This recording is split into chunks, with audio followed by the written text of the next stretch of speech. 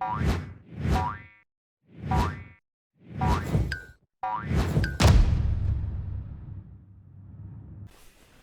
and welcome back to Frogboy X1 Gaming. I'm Andrew, and today we are going to do a 2-month review on the Oculus Quest 2, the newer model with the upgraded storage, as well as compare that to the PlayStation VR that I have had for a few years now.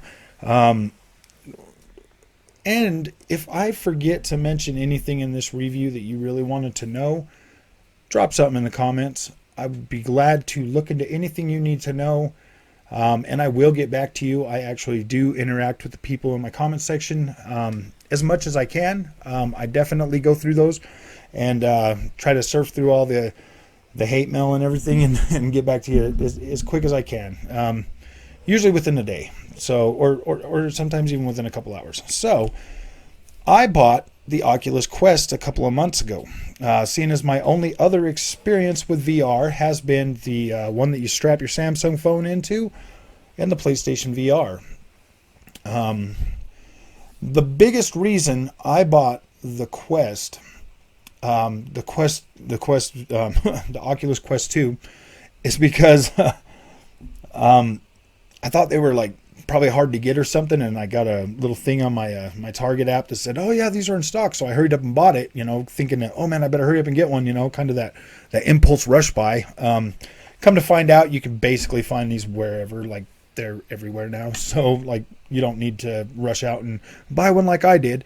But I'm not even gonna lie, I am really glad I decided to pick this up. So right off the bat, first thing I noticed when I pulled this thing out of the box was, oh my gosh, when I did the unboxing, I had the unboxing video, but I accidentally deleted it. I was going to post that. The first thing I noticed when I unboxed this thing is, wow, man, this thing is put in there pretty nicely. You've got you open your box, there's your headset, your controllers, everything. It's all nice. Everything is sitting there all proportionate and looks really, really good. So I give them an A+ on packaging this thing. It was an amazing feeling to open this up and see this and be like, wow, man, that's nice. Like, it felt premium. It really did feel premium. It's almost as premium as undoing an iPhone or, the Z Fold 3 or the Xbox Series X and S. Those are amazing unboxing experiences. The PlayStation VR unboxing was pretty freaking just okay, whatever. So the biggest difference between these two, there's a couple differences between the PSVR and the Oculus Quest. So PlayStation VR, definitely a little bit heavier. This PSVR does really sit on your head very nicely. Like it does feel pretty comfortable. You can adjust the screen in and out. There's built-in headphones with this. This VR that I got, the PlayStation VR, is the newer one that has the HDR pass-through, so that is pretty freaking cool. So anybody watching on the TV can see that pass-through. But the biggest thing you'll notice when you put that Quest VR on is, wow, the resolution is much sharper. It is a much cleaner picture on the Quest VR, and granted, this thing is wireless. You can play this thing anywhere. You can take it outside. You could take it to a friend's house. I haven't bought a case for it yet because I don't really plan on taking it anywhere. I've just kind of had it sitting there. So with the Quest VR, it has the cameras on the front. Okay, so when you put it on, you get to select your play area. You touch the controller on the floor, and that sets the height. And then you just draw a circle around you with the cameras on, like with this thing on your face, so you can see everything around you. And you can draw your play area, which is freaking amazing. Like, it's literally amazing. That is game-changing for this thing. The two games that I've bought for this already are a rock climbing game, and I also bought Beat Saber, because I have Beat Saber on here. That is primarily the biggest game we played on the PlayStation VR was the Beat Saber. So that was like no questions asked. We had to have Beat Saber on here. The family loves it. We all play it. We'll sit in the front room every once in a while and we'll just play some Beat Saber. The controllers, they do take a AA battery, I believe. Haven't actually had to change it out yet with all the game that we've played. And it's still going strong. So, and I think it's 1 battery per thing. So battery life on this puppy is about 3 hours of continuous play. About 3 hours, and it charges up pretty quick. I don't know, I haven't timed it or anything, but it does charge pretty quick. It does have built-in speakers, so you can kind of hear. I do prefer the PlayStation VR headphone things actually better, because you can actually put them in your ear. But having the speakers built in, right here in the side, you can you can hear pretty good, and it's actually kind of nice, because then you don't have to share the speakers with everybody putting them in their ears and stuff. So that's pretty cool. It kind of keeps things a little bit more, a little better. It does have this face shield here that comes with it. It's like a silicone cover that kind of sits on your face, and boy, does it make your face sweat. Like it gets pretty sweaty pretty quick. Your face just kind of gets really wet. I would say gaming in this comfortably is about a half hour, 45-minute session at the max, and then it starts to get a little uncomfortable. That was fairly common with the PSVR as well. You could probably get about an hour gameplay with the PSVR before it started really getting to you. The Samsung phone one that you strap to your face, the first one I ever tried, that thing would make me sick after after a few minutes. So, but I had to try the PSVR. Like, I wasn't going to let that cheap thing kind of put the kibosh on my VR experience. The PlayStation VR has been a freaking trooper, but there are problems with that. The camera, to sensing the Wii, the Move controllers, that thing was all over the place. It didn't really ever feel in sync really, really good. Whereas these things, with this, perfect every single time. Playing Beat Saber is a freaking blast with these things. It feels so good, it's not even funny. These things are really, really responsive. They see where you're at. The holding these things feels extremely comfortable. Like it feels really good in the hand. It conforms to your hand really well. Where the Move controllers are just all over the place. This Oculus Quest 2 beats the PlayStation VR at literally everything. The only thing that possibly it doesn't is selection of games. There are a lot more titles for PlayStation VR that are exclusive to PlayStation that are not available on Oculus, as well as Oculus is starting to get more stuff. Here in a couple weeks, I'm going to be playing Resident Evil 4 in VR on this, and that is going to be that's something I'm really looking forward to. I do like VR. Somebody asked me earlier in a comment section on a show I was doing with somebody, does this feel gimmicky, or is it good? I'm gonna go ahead and say that VR is definitely an experience that depends on the type of game that you're playing. If you're buying this thing and playing Beat Saber, you're gonna have a blast. You're gonna have fun. It's made for games like that. The rock climbing game, Climbing 2, I believe it is freaking pretty cool, actually. This game looks pretty dang sharp. It looks good. I can only imagine that game with a really high fidelity resolution graphics. That would be great. This is already pretty great. It looks sharp. It looks clean. The visuals look great on it. I definitely recommend that game if you're into rock climbing and stuff. It was pretty fun. You can literally play that one sitting down, and it's actually pretty fun. Sickness. I'm not experiencing the sickness on this one. The FPS, the frame rate is really pretty solid.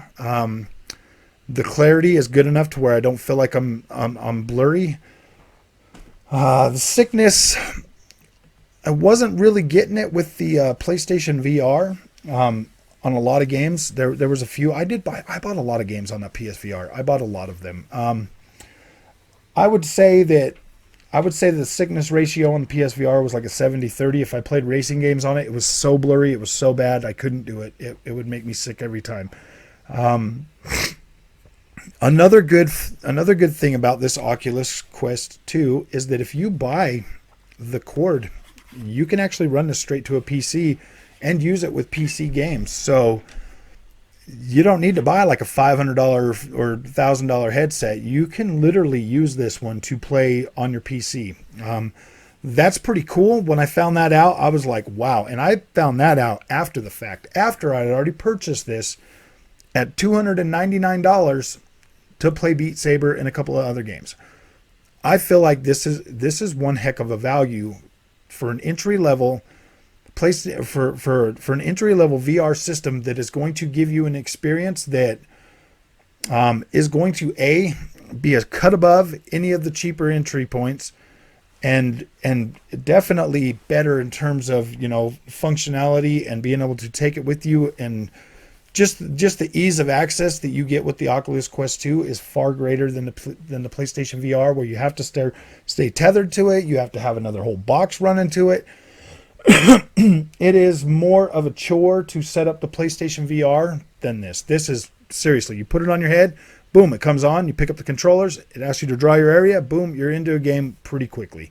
And this thing is fast. It does come with 128 gigabytes of storage, which I haven't found to be a problem, because the games that I've got downloaded on it are less than 5 gigs for all of them. So do I think that the Quest VR or the Oculus Quest VR 2 is a good value? I definitely do. This thing is pretty It's pretty beefy, and it does have a lot of the functionality that you would expect. It feels comfortable on your head. Like I said, the sound could be a little better if it had plug-in ear headphones, but I do actually appreciate the fact that I don't have that, so I don't have to share with everybody. That is good. The sweat factor kind of does suck. You're about 35 to 45 minutes of comfortable gaming session. There is an adjustment thing in here that you can put in there to, if you have glasses, where the PSVR just kind of has the thing that you can slide it in and out. Pretty comfortable. PSVR definitely wins in being comfortable for the most part, and having more comfortability options for you, whereas the Quest is kind of solid. I mean, it's got these straps. It's pretty simple. It's simple yet effective, if that makes any sense. It is simple yet effective. The controllers on the Quest definitely went out against the Move. The Move are freaking ancient PS3 technology that they just kind of repurposed for the PlayStation VR. Another downfall is if you're going to have a Facebook account. Everybody has a Facebook account, but it will be tied to all your purchases. One good thing about that is I actually, when I had the little Samsung Face thing, I bought movies and other stuff for that I still have access to on this. This was years ago, and I thought that stuff was probably long gone. I do applaud Facebook for me still having access to that. That actually built a level of trust for me to be able to recommend Oculus Quest VR 2 as a casual gaming experience. I don't necessarily think this is built for like hardcore VR enthusiasts by any means. Yes, you can use this probably for your adult whatever. Yeah, I mean, I'm sure it works. I'm sure there's a way to, because like I said, you could plug it into your computer. Other than that, I think it's great. I do. I think it's definitely worth the $300 for this experience, especially if you are into having a lot of people come around and play. It's easy to get down, wipe off. Like I said, the headphones are not, put into your ears, so this is definitely good for parties and fun and having people around. The battery does charge up pretty quickly. Like I said, depending on how intensive the game is, you can get like 3 to 5 hours of gameplay out of this. Beat Saber, we're getting a pretty good amount of time. Like we're doing perfect with that. That's more than enough time. By the time everybody's had a turn and everybody's sick of it and had enough, it's more than enough time. The battery is more than sufficient for 5 of us, 6 of us. So yeah. If there's anything in this review that I missed that you would really like to know, please put it in the comments so that I can answer your questions. I do like this VR headset. I think it is great. I think it is definitely worth the $299. When it comes to the amount of games and the quality of the games that you're going to be able to play in here, there is some that are pretty good. You can get Vader Immortal, you can get the Saints and Sinners or the The pricing on the games. They range from $1 all the way up to like $39.99. I don't think I've seen them any higher than that, but I do believe that this is going to get more support.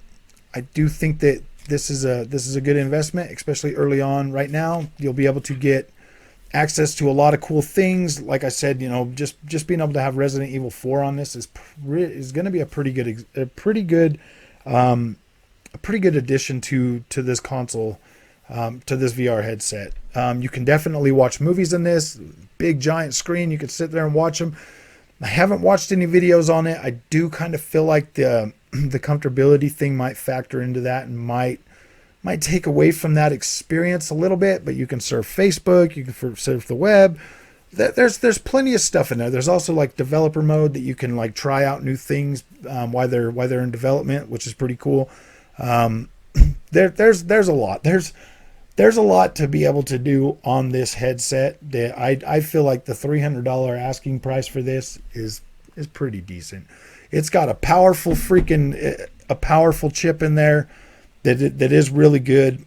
It's delivering a visual experience to me that not even that PSVR on the PlayStation 4 power could give me. This is delivering better. So yeah, that's a really good plus. Like I said, if you want to know anything else, hit me up in the comments. I will do my best to answer that for you. And if you like this content, don't forget to like and subscribe, and I will see you in the next one. Thank you.